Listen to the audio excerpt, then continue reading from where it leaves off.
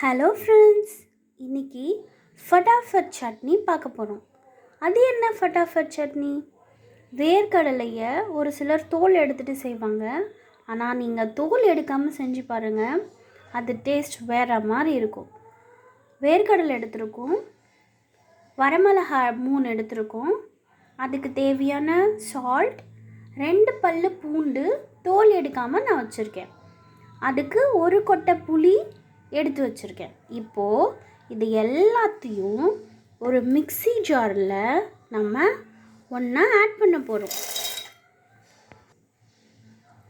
எல்லாத்தையும் ஒன்றா ஆட் பண்ணியாச்சு.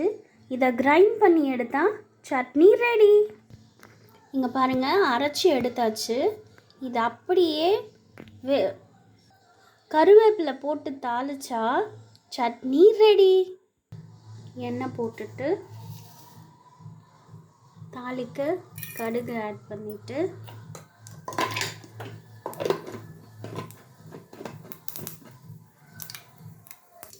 அது கூட கருவேப்பிலை. நம்மளோட ஃபட்டாஃபட் சட்னி ரொம்ப தண்ணியாகவும் இருக்கக்கூடாது, ரொம்ப கெட்டியாகவும் இருக்கக்கூடாது. இந்த மாதிரி செமி லிக்விட் கன்சிஸ்டன்சியில் வச்சுக்கணும்.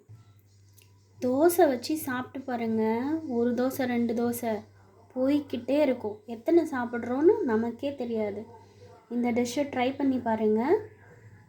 லைக், ஷேர் அண்ட் கமெண்ட் பண்ணுங்கள். கண்டிப்பாக இந்த சேனலை சப்ஸ்கிரைப் பண்ணுங்கள். தேங்க்யூ.